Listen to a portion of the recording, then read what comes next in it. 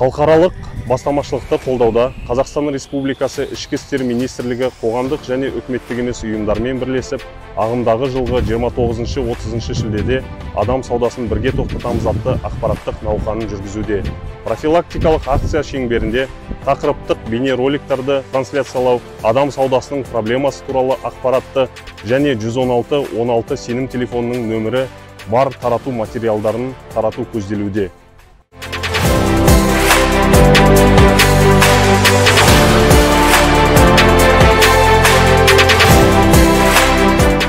Велошеруге бүгін 50-ден астам қатысушылар қатысты.